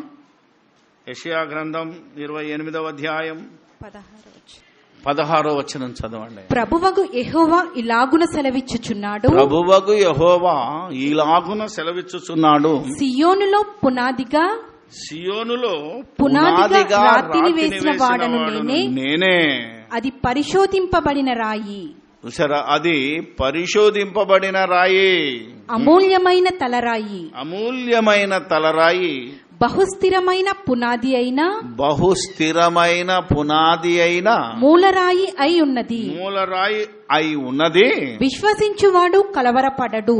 చాలమ్మా, ఈ సంగతిని విశ్వసించువాడు కలవరపడడు. విశ్వసింపనివాడు ఆటోమేటిక్గా దాని అర్థం ఉంది. ఎలా విశ్వసింపనివాడు కలవరపడ్డాడో, విశ్వసించిన వాడు ఎలా ఏమన్నాడండి సంతోషించి కదలకుండా ఉన్నాడో ఈ మూలరాయిని గురించి. అందుకే దేవుడు సియోనులో మూలరాతిని వేశాను, అది మీ యొక్క తలకు మూలరాయి అయి కూర్చుంది. అది అమూల్యమైన పరిశోధింపబడిన రాయి. అంటే మీ హృదయాలను పరిశోధించి మిమ్మల్ని కాపాడాలని, మిమ్మల్ని ఒకప్పుడు ఎలాగా మిమ్మల్ని నేను ఎన్నుకున్నానో నా ఇల్లంతటిలో నా ఇల్లుగా మీరు ఉండటానికి, నా ఇల్లు కట్టడానికి ఆయనను మూలరాతిగా మీరు తీసుకోవాలని దేవుడు ఇశ్రాయేలులకు బోధించడం మొదలుపెట్టాడు. ఇప్పుడు ఆ రాయి ఏ విధంగా ఉన్నదో, ఆ రాయిని వాళ్ళు ఎలా తన్నారో మనం అర్థం చేసుకోవాలి అంటే మనం బైబిల్ని చదవాలి. అందుకే ఎప్పుడు గుర్తుపెట్టుకుంటే దైవజనుడికి దేవుడిచ్చిన ఆధిక్యత. క్రైస్తవుడిగా నువ్వు బైబిల్ పట్టావంటే బాప్తిసం తీసుకున్న ప్రతి క్రైస్తవుడు దైవజనుడే. ఎందరు అంగీకరిస్తారో యేసు ప్రభు దేవుని కుమారుడని వాళ్ళందరెవరు దేవుని పిల్లలు, అంటే దైవ జనులు. బైబిల్ పట్టినావంటే నీకు బైబిల్లో ఆది కాండం నుంచి ప్రకటన గ్రంథం వరకు ఏమి రాసిందో, ఎందుకు రాసిందో, ఒకదానికొకటి ఎలా వ్యతిరేకిస్తాయో, వ్యతిరేకిస్తే నువ్వు దేన్ని సరిచేసుకోవాలో, వీటన్నిటి గురించి దైవజనుడు సిద్ధపడాలి. ఈరోజు కొన్ని సరిచేస్తుంటే ఈ దుర్మార్గులకు అర్థం కావట్లేదు. నీ అవసరం కోసం సరిచేస్తున్నావని ఒకడంటున్నాడు. నా అవసరం కోసం కాదు. దేవుని యొక్క మనస్సు నెరిగి దేవుని భాషలోనికి వెళితే దేవుణ్ణి మనం దూషించకుండా ఉండాలి. మనం పరిశుద్ధాత్మకు వ్యతిరేకంగా ఉండకూడదని సరిచేసుకోవాలే తప్ప ఉన్నదాన్ని బయటికి తీయడమో కలపడమో కాదు. ఈరోజు బైబిల్ చదివే విధానం తెలిస్తే ఎలా చదవాలో మరొకసారి చెప్తాను మీకు. ఇప్పుడు ఒకసారి యెషయా గ్రంథం మీరు యూట్యూబ్లో చూస్తే ఒక్కొక్క ప్రసంగం గంట ఉంటుంది. బొంకూరు జానాన్ని కొట్టండి, ఊరికే కొట్టి వింటే కుదరదు. దాని బైబిల్ పక్కన పెట్టుకొని రెఫరెన్స్ టు ది కాంటెక్స్ట్ చదవాలి. నేనేదో కలిపి చెరిపానా, సరి చేశానా, దేవుని ఆలోచనతో చేశానా, దేవుని మనసు నెరిగి చేశానా, నా మనసు నెరిగి నా లాభం కోసం ఏమైనా చేస్తున్నానా అనేది మీరు పరిశీలించుకోవాలా. బాధ్యత మీది. ఎందుకంటే యేసుప్రభు చెప్పాడు, మీరేమి వినుచున్నారో మీ డ్యూటీ అది. చెప్పడం వరకే మా డ్యూటీ. మేము చాలా కష్టపడి చెప్తున్నాం. ఒకసారి మీరు ఆలోచిస్తే ఇక్కడ నిలబడ్డ నాకు ఎప్పుడు కనబడుతుంటుంది ఒక వాక్యం. చూసారా లేదా? చాలా మంది చూసారా లేదా? ఎప్పుడైనా డయాస్ మీదకి వచ్చి చూడనోళ్ళు లంచ్ టైంలో అది ఏమని ఉంటుందో, బోధకులమైన మనము అంటే ఇంక్లూడింగ్ మీ మరి కఠినమైన తీర్పు పొందుదుమని మీలో అనేకులు. ఆ వచనం నాకు ఎప్పుడు ఆడ రాసి ఉంటుంది, నా హృదయంలో భద్రపరచండి. జాగ్రత్తగా మీరు అందరు ఇదే చెప్తున్నారు బ్రదర్. అలా చెప్పినప్పుడు కూడా తప్పు చేస్తున్నారంటే పరిశోధించుకోవాల్సిన డ్యూటీ నీదే. అవునా? నేను చెప్పాను నా తప్పని ఒకటి చెప్పాడు. మా ఇద్దరిలో ఏది రైటో తెలుసుకోవాలంటే ఏం చేయాలి? మీరు చూసుకోవాలి బైబిల్. అది నేను చెప్పలేదు, యేసుప్రభు చెప్పాడు. యెషయా గ్రంథం 42వ అధ్యాయం బైబిల్ చదివే విధానం చెప్తాను. దేవుని ఆలోచనలోకి వెళ్తే బైబిల్ ఎలా చదవాలో, ఒక వచనం పైన ఏముంటుందో, 2 వచనాలు కిందేముంటాయో అన్నీ కట్టకట్టుకొని మనం వేసుకుంటే ఎలా ఉంటుందో ఇప్పుడు చూపిస్తాను మీకు. 42లో 1 నుంచి 4 వచనాలు చదవమ్మా. ఇదిగో నేను ఆదుకొను నా సేవకుడు, నేను ఏర్పరచుకొనినవాడు, నా ప్రాణమునకు ప్రియుడు, అతని యందు నా ఆత్మను ఉంచియున్నాను. అతడు అన్యజనులకు న్యాయము కనపరచును. అతడు కేకలు వేయడు, అరువడు, తన కంఠస్వరము వీధిలో వినబడనియ్యడు. నలిగిన రెల్లును అతడు విరువడు, మకమకలాడుచున్న జనుపనార వత్తిని ఆర్పడు. అతడు సత్యముననుసరించి న్యాయము కనపరచును. భూలోకమున న్యాయము స్థాపించు వరకు అతడు మందగిలడు, నలుగుడపడడు. ద్వీపములు అతని బోధ కొరకు కనిపెట్టును. ఇంతకీనెవరు? మాట్లాడుతున్నది ఎవరు? ఆలోచన చేయాలి. ఇప్పుడు ఈ యెషయా గ్రంథం గనక రాసింది యెషయా అయినా మాట్లాడుతుంది ఎవరు? పరిశుద్ధాత్మ ప్రేరేపించాడు. ఆలోచన చేయండి మీరు. ఎందుకంటే ఇదిగో నేను ఏర్పరచుకొనిన నా సేవకుడు అన్నాడంటే దేవుని సేవకుడుగా ఈ భూమి మీదకి వచ్చిన ఆయన ఒకడు ఆయన మన ప్రభువైన. ఎందుకంటే మీరు అపోస్తల కార్యాలలోకి వెళితే ఇది అర్థం తెలుస్తుంది. ఏమని? దేవుడు తన సేవకుని పుట్టించి అంటాడు, మన పాపముల నిమిత్తం ముందు పంపాడంటే దేవుని సేవకుడు కూడా యేసుప్రభే, దేవుని కుమారుడు యేసుప్రభే, రాజు యేసుప్రభే, రక్షకుడు యేసుప్రభే, అభిషక్తుడు యేసుప్రభే. ఆయనకున్న బిరుదులు, ఆయన చేసిన పనిని బట్టి చాలా చోట్ల చాలా విధంగా ఆయన గురించి సందర్భాన్ని బట్టి ఆయనను మనం పొగడాలి, సందర్భాన్ని బట్టి ఆ పేరును మనం వాడుకోవాలి. అందుకని ఇదిగో నేను ఏర్పాటు చేసుకున్నా, నేను ఆదుకొను నా సేవకుడని ఎవరు చెప్తున్నారంటే తండ్రి అయిన దేవుడు. ఎవరితో చెప్తున్నాడు? ఆనాటి ఇశ్రాయేలు జనాంగముతో, ఈనాడు చదువుతున్న మనతో కూడా. ఇది మనకు బుద్ధి కలగడానికి రాయబడింది. జాగ్రత్త గమనించండి. ఎందుకు ఉంచాడు బైబిల్ను? మీరు కొత్త నిబంధనే అంటారు ఎక్కువగా, మరి పాత నిబంధన. మనకు బుద్ధి రావాలి, బేస్ తెలియాలంటే మనకు ఉంచండి దీన్ని, లేకపోతే ఎప్పుడో తీసేసేవాడు. ఎందుకంటే అసలు మోషే గ్రంథం మనల్ని కాపాడలేదు. ఆలోచన చేయండి. మనల్ని హెచ్చరించడానికి యెషయా గ్రంథం ఉంది. యెషయా గ్రంథం ద్వారా మనం రక్షణ పొందేదేం లేదు. మనం రక్షణ పొందాలంటే సువార్తలు చదువుకోవాలి, పత్రికలు చదువుకోవాలి, చివరికి ప్రకటన గ్రంథం, అంతే. రక్షణ దీంట్లో ఉంది, మనకు వాగ్దానం చేయబడింది అన్యజనులకు. ఆలోచన చేద్దాం. ఇప్పుడు 4 వచనాలు ఎవరితో మాట్లాడంటే దేవుడు ఇశ్రాయేలు జనాంగముతోనూ దేవుని ప్రజలందరితోటి యేసును గురించి చూపిస్తున్నాడు. ఏమని? అతడు కేకలు వేయడు, అరువడు, తన కంఠస్వరము వీధిలో వినబడనీయడు, నలిగిన రేళ్లును అతడు విరువడు, మకమకలాడుచున్న జనుపనార వత్తిని ఆర్పడు, అతడు సత్యమును అనుసరించి న్యాయము కనపరచును, భూలోకమున న్యాయము స్థాపించు వరకు అతడు మందగిలడు, నలుగుడపడడు. దీపములన్నీ, ప్రపంచంలో ఉన్న దీపాలు ఎన్ని ఖండాలు ఉన్నాయో అన్ని ఖండాల వారు ఆయన బోధ కొరకు కనిపెట్టును. ఆయన ఎవరంటే యేసు ప్రభు. కాబట్టి దేవుడు యేసు ప్రభువును గురించి ఇశ్రాయేలు జనాంగంతో 4 వచనాల్లో మాట్లాడాడు. ఇప్పుడు 5వ వచనం చదివితే మీకు అర్థమవుతుంది ఇప్పుడు ఎవరెవరితో మాట్లాడారు. బైబిల్ చదివే విధానం, సత్యవాక్యమును సరిగా విభజించడం నేర్చుకోండి. ఇది హెచ్చరిక దైవజనుడికి. 5 నుంచి చదువమ్మా.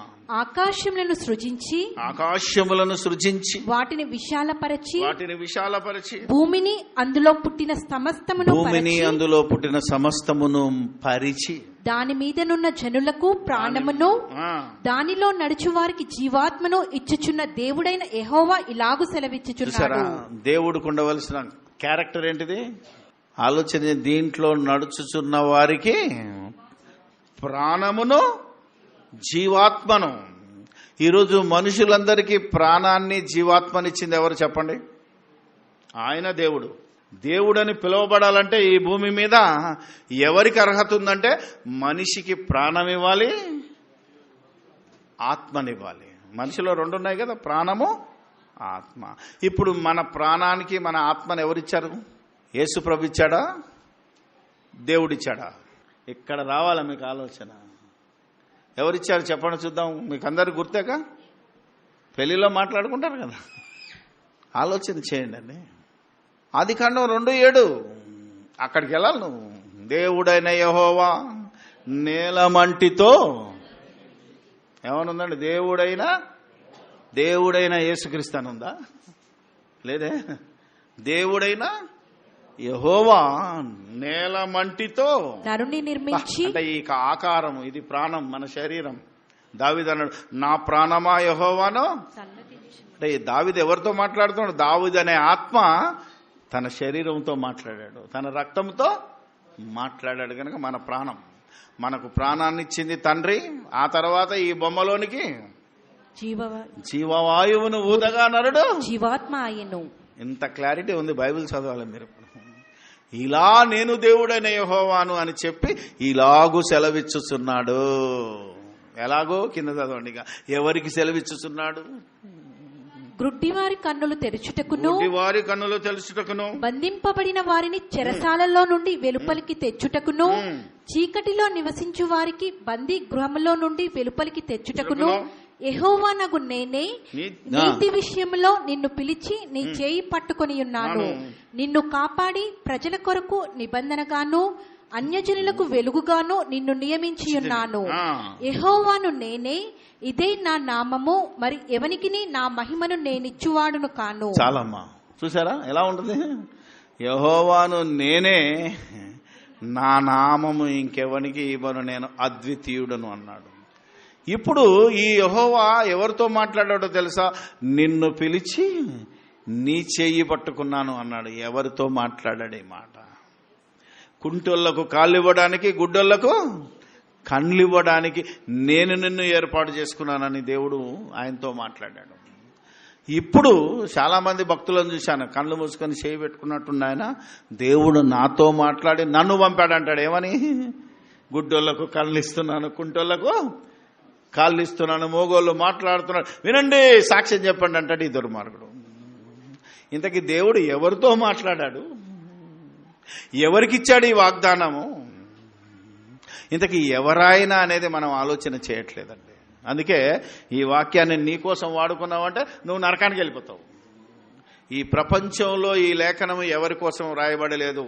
ఒకే ఒక్కడు, ఒకే నీతిమంతుడు, ఆయనే మన ప్రభువైన యేసుక్రీస్తు. ఎందుకంటే నిన్ను పిలిచి నీ చెయ్యి ఇప్పుడు యేసుప్రభు శిలువలో మాట్లాడిన మాట తెలుసుగా మీ అందరికి, ఏంటిది అది? బా అవునా కదా? ఆలోచన చేయగలిగితే, నా దేవా నా దేవా నా చెయ్యేందుకు? యెషయా గ్రంథంలో నాతో మాట్లాడినావు కదా నాయన, ఏమని? నీ చెయ్యి పట్టుకొని నిన్ను నిబంధనగా రక్షకునిగా నిన్ను పంపించానన్నావు, నీ మాట బట్టి నేను వచ్చాను, ఇప్పుడు నన్నెందుకు చేయి విడిచావు అన్నదంటే ఈ మాట ఎవరిది? యేసు ప్రభుదంటే ఇప్పుడు తండ్రి అయిన దేవుడు కుమారుడైన యేసుక్రీస్తుతో ఈ మాటలు మాట్లాడని ఎంతమంది ఇంతవరకు అర్థం చేసుకున్నారు? ఎన్ని బైబిల్ ట్రైనింగ్లు చేశారు? ఏమండి, నువ్వు ఏసీటీసీలో చేసినావా, సిరంపూర్లో చేసినావా, బెంగళూరులో చేసినావా, లేకపోతే యూఎస్ఏలో చేసి వచ్చినావా, నాకు అనవసరం. మనం ఏదో మాట్లాడుతుంటే ఈడెవడరా బచ్చగాడు అంటున్నావు, కానీ బైబిల్లో చదివినోడే గొప్పడు. నేనే కదా, నాకంటే గుడిసెలో ఉన్న పాస్టర్ నాకంటే గొప్పడు అవ్వచ్చు. ఇలా బైబిల్ చదివినోడు గొప్పడు తప్ప సూట్ వేసుకొని బూట్ వేసుకొని ఫ్లైట్లో దిగి ఏసీ కార్లో వచ్చి డమ్కడమ్మ చుట్టూ బాడీ గార్డులు పెట్టుకుని వచ్చాడు గొప్పోడు కదా, ఆడు దరిద్రుడు. అవునా కదా? దేవుని సేవనికి బాడీ గార్డులు ఎందుకయ్యా? వస్తుంటే పూలు చల్లడం ఎందుకయ్యా? నువ్వేమన్నా మొనగాడివా? ఆలోచన చేయి. ఇలాంటి లోక సంబంధాలు చేసుకుంటారు అవి. ఆలోచన చేయాలి కదా. నీ ప్రాణాన్ని రక్షించేవాడు దేవుడిది నమ్మకాలపై ఈరోజు 4-5 ఎవరండి, ఎవడో మినిస్టర్కు, ముఖ్యమంత్రికి, ప్రధానమంత్రి కొట్టుకుంటే జడ్ కేటగిరీ అంటాడు. అంటే వీడికి దేవుడిది నమ్మకం లేదు అంటే క్రైస్తవుడు కాడు. అంతేనా కదా? మీరు ఆలోచన. ఒకడు వస్తుంటే వానికి పియ ఆగాగా అంటుంటాడు. ఆడొస్తే నీకేం పోయింది? నువ్వు ఉన్నది ఆడికే కదా సేవ చేయడానికి. చూసారా? ఇంత సంగతిని మనం గమనిస్తే దేవుడు యేసు ప్రభుకి ఇచ్చిన వాగ్దానం, యేసు ప్రభును ఈ పని చేయిపోమని భూమి మీదకి ఎప్పుడు మాట్లాడుకున్నారు తండ్రి కొడుకులు? చెప్పండి. ఇప్పుడు క్రీస్తుకు పూర్వం అంటే యేసు ప్రభు భూలోకానికి రాకముందే పరలోకంలో తండ్రి కొడుకులు. మళ్ళా మా వాడు అంటాడు మీరు తండ్రిని కొడుకును వేరు చేస్తున్నారు. నేనెక్కడ వేరు చేసిన? ఆల్రెడీ వాళ్ళే వేరైపోయి ఉన్నారు, మాట్లాడుకుంటున్నారు. ఏమండి, వాళ్ళు ఒకరికొకరు మాట్లాడుకుంటుంటే వేరు వేరు ఉన్నట్టే కదా మనం కూడా చేయడానికి. అర్థం చేసుకోలేదు, బైబిల్ అర్థం కావట్లేదు వీళ్ళకి, అది ప్రాబ్లం. ఇప్పుడు ఇదే యేసుప్రభు లెక్క అని అన్నాం అనుకో, నువ్వు 61 చదవాలి. ఇప్పుడు ఇది యేసుప్రభు గురించే ఉందా, నా గురించే ఉందా? ఆ మధ్యలో ఒక భక్తుడు ఇదే వాక్యం వేసుకొని ఆంధ్రప్రదేశ్ అంతా తిరిగాడు.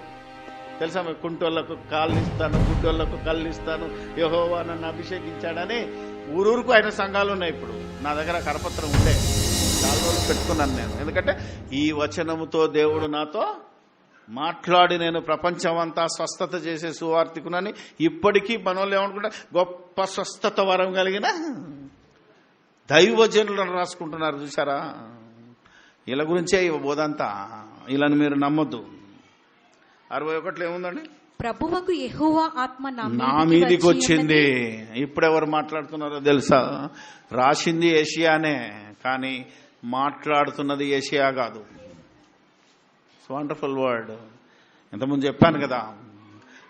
ఇప్పుడెవరు మాట్లాడుతున్నారు? ఆనాటి ఇశ్రాయేళ్లతోనూ ఈనాటి ప్రపంచ ప్రజలందరితోనూ యేసుప్రభు మాట్లాడుతున్నాడంటే దానికి అర్థం ఇదేమని? ప్రభు యెహోవా ఆత్మ నా మీదికి వచ్చి ఉన్నది, దీనులకు సువార్తమానము ప్రకటించుటకు యెహోవా నన్ను అభిషేకించెను. యెహోవా నన్ను అంటే నా తండ్రి దేవుడు నన్ను, అప్పుడు దేవుడికి పేరు ఉంది కనుక యెహోవా అని మాట్లాడాడు. ఇప్పుడు కొత్త నిబంధనలకు వచ్చేటికి దేవుడికి పేరుతో పని లేదు కాబట్టి ప్రభు అంటాడు. ఇప్పుడు చూద్దామా. నలిగిన హృదయము గల వారిని దృఢపరచుటకును, చెరలోనున్న వారికి విడుదలను, బంధింపబడిన వారికి విముక్తిని ప్రకటించుటకును, యెహోవా హితవత్సరమును మన దేవుని ప్రతిదండన దినమును ప్రకటించుటకును. మన దేవుని అన్నాడా లేదా? అంటే ఇంక్లూడింగ్ యేసు ప్రభు కూడా దేవుడు అప్పుడే ఉన్నాడు. దుఃఖక్రాంతులందరినీ ఓదార్చుటకును, సియోనులో దుఃఖించు వారికి ఉల్లాస వస్త్రములు ధరింప చేయుటకును, బూడిదకు ప్రతిగా పూదండను. అబ్బా, ఏమన్నాడండి? బూడిదకు ప్రతిగా. ఒరే పిచ్చోళ్ళారా, మీరు బూడిదలు అనుకొని గోనెపట్ట కట్టుకొని ఉపవాసం ఉంటున్నారు, ఇది చెల్లదు. ఏమన్నాడు మరి? తలంటుకో, అవసరమైతే పూలు పెట్టుకో అన్నా కదా. ఆ స్వతంత్రం ఎవరు ఇచ్చారు? ఉపవాసం చేసేటప్పుడు బూడిద కాదు, ఏడుపు కాదు, సంతోషంగా చేయమన్నోడే ఈయన. దుఃఖమునకు ప్రతిగా ఆనంద తైలము. మీరు ఏడుపు ముఖం పెట్టకుండా సంతోషంగా చేయండి ఏదైనా చేస్తే. భారభరితమైన ఆత్మకు ప్రతిగా స్తుతి వస్త్రమును వారికిచ్చుటకును ఆయన నన్ను పంపియున్నాడు. ఆయన అంటే యెహోవా నన్ను పంపాడు. ఎంత బాగుంది. ఎవరు పంపారట నన్ను? ఆయనే ఈయనగా వచ్చాడా? ఆయన ఈయనను పంపాడా? ఎక్కడ చూసినా బైబిల్ తప్పుడుందండి. ఎవడో పెట్టిన పెంటిది. రెఫరెన్స్ లేకుండా నమ్మే వాళ్ళు ఉన్నారు. ఇన్ని రెఫరెన్స్ చూపించినా నమ్మలేని దుర్మార్గులు ఉన్నారు ఈరోజు. That is my problem. ఇది దేవుని యొక్క ఆలోచన విధానాన్ని మీరు చదవండి. అందుకనే ఇది యేసుక్రీస్తు నాటి ఇశ్రాయేలుతో, అంటే యెషయా గ్రంథం చదువుతున్నావంటే ఎన్ని జాగ్రత్తలు ఉన్నాయి. ప్రకటన గ్రంథం ఎంత కఠినం అనుకుంటున్నారో, ప్రకటన గ్రంథం కంటే కఠినమైంది యెషయా గ్రంథం. చాలా మంది ప్రకటన గ్రంథం స్పెషలిస్టులు అని పేరు పెట్టుకున్నారే కానీ ఒక్కసారి యెషయా చదువు నీకు అర్థమవుతుంది. ఇది కూడా దర్శన గ్రంథం. అర్థమైందో? యెషయా గ్రంథం దర్శన గ్రంథం. ప్రకటన ఒక్కటే దర్శన గ్రంథం కాదు. యెషై ముద్దు నుండి యెషై మొద్ద, యేసుప్రభు చిగుర. మొద్దంటే మూల పురుషుడు, చిగురంటే పుట్టుకొచ్చింది. అవునా? ఈనాడు వచ్చినాడు. అలా అర్థం చేసుకోవాలి తప్ప మొద్దు. అందుకనే ఈరోజు వీళ్ళకి అర్థం అవుతలేదు. సింహము మేకపిల్ల అని ఉంటుంది కదా, ఏముంటుంది? ఎద్దు మేసినట్టు సింహము గడ్డి మేస్తుంది అన్నాడు. సింహం ఎక్కడ గడ్డి మేయట్లేదు కదా. అంతే యేసుప్రభు పరిపాలన రాదనుకున్నా. నువ్వు సింహానివైనా యేసు రాజ్యంలోకి వస్తే గడ్డి మేయాలి. దాని అర్థం అది. అవునా కదా? నువ్వు రోజుకు మాంసం తినేవాడు కావచ్చు నీ ఇంట్లో. సంఘంలోకి వస్తే అందరితో పాటు గడ్డి. అవునా? గడ్డి అంటే ఏంటిది? వెజిటేబుల్. వృక్షము నుండి వచ్చినది, నేల నుండి పుట్టినది. ఇది యేసురాజ్యంలో సంభవిస్తుంది. సంఘంలో ఉంది. ఇంకా యేసురాజ్యం రాలేదంటాడు ఒకడు.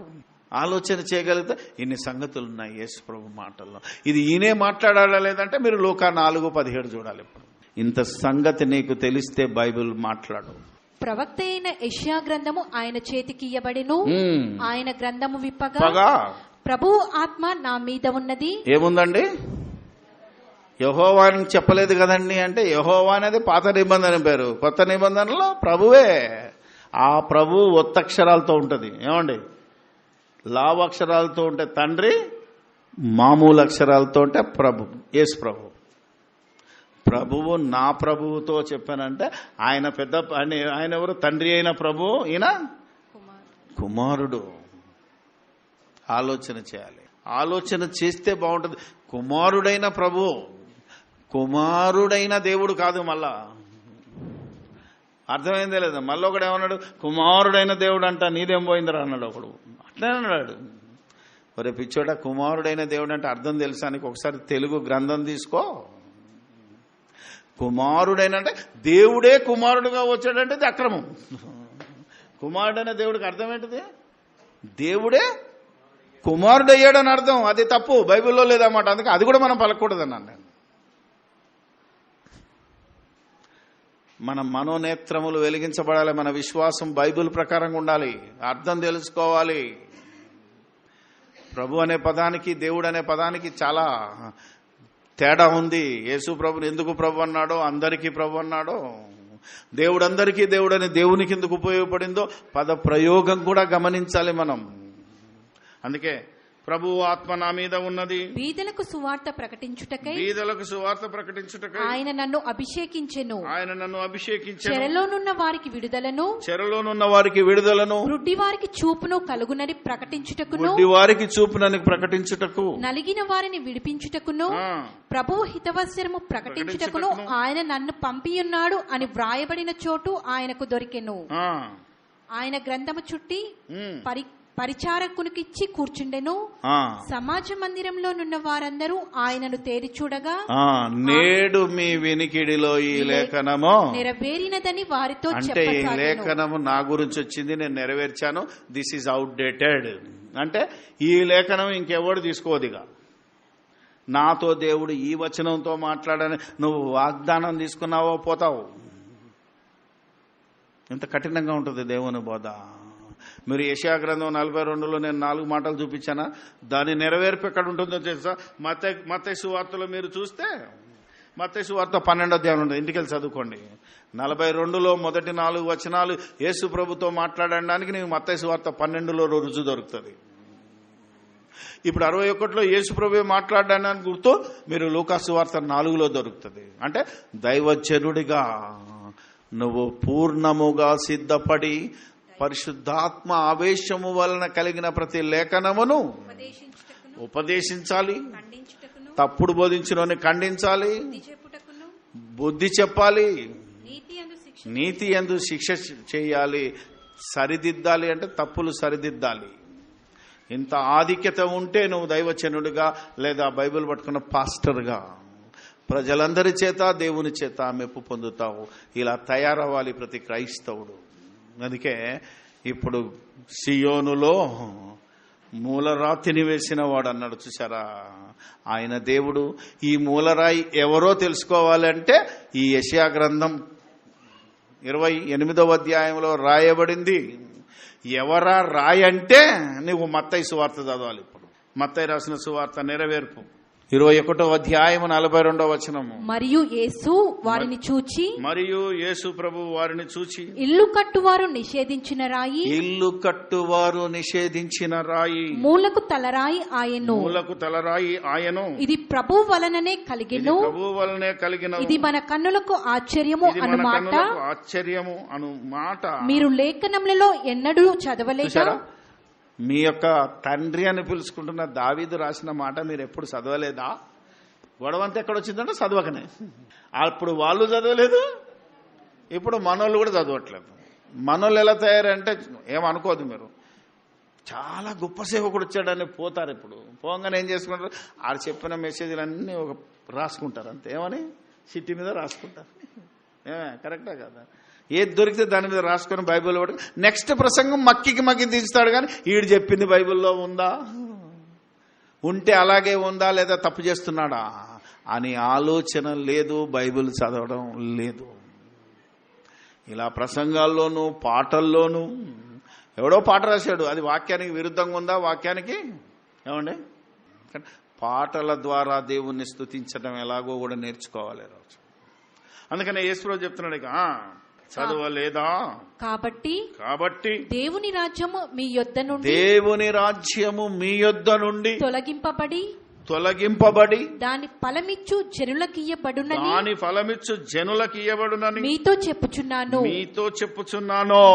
మరియు ఈ రాతి మీద పడువాడు తునకలై పోవును గాని అది ఎవని మీద పడునో వానిని నలిచివేయుననెను. ప్రధాన యాజకుడు పరిసయ్యులను ఆయన చెప్పిన ఉపమానములను విని తమ్మును గూర్చి చెప్పెనని. ఎవరి గురించి అనుకుంటున్నావేది? అమ్మాయి భలేవాడే మమ్మల్ని కొట్టాడు అనుకుంటారు. కొట్టింది అలానే. చూసారా? అర్థం చేసుకుని ఇప్పుడు అర్థమైంది. అమ్మ అక్కడ రాసింది ఈయనే అని గుర్తు చేయడానికి ఆ లేఖనాన్ని గుర్తు చేస్తున్నాడు. అప్పటి నుంచి వాళ్ళ మీద ఇంకా పగ పెరిగింది. పాపం తప్పుదిద్దు సరిచేద్దామని ఆయన అంటే ఏం పెరిగిందట వీళ్ళకు? ఆయనను పట్టుకున్న సమయము చూచుచుండరు గాని జనులందరూ ఆయనను ప్రవక్త అని ఎంచిరి గనుక వారికి భయపడిరి. లేకపోతే అప్పుడే చంపేద్దామని చూస్తున్నారు కానీ చుట్టూ జనాలకు భయపడ్డారు. ఈరోజు సరిచేద్దామని మనం బయలుదేరితే కూడా మన పరిస్థితి అలాగే ఉంది.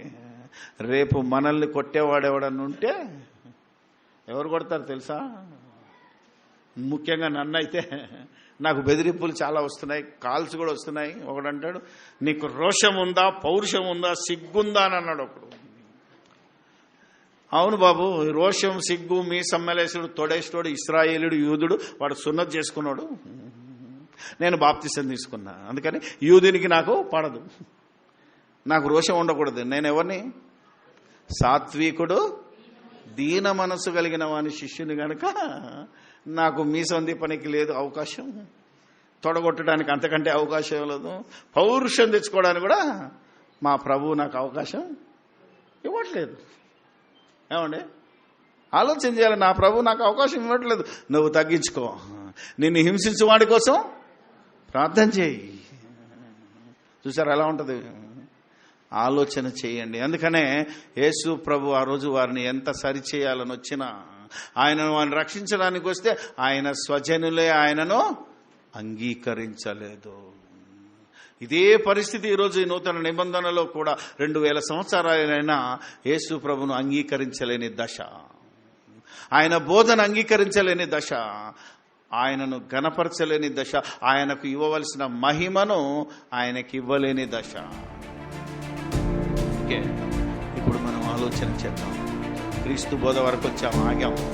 ఇక అపోస్తలుల బోధ, ఏ విధంగా మనం పండగ చేసుకోవాలో ఆ బోధన గురించి మనం లంచ్ తర్వాత ఆలోచిద్దాం, ప్రార్థన చేసుకుందాం.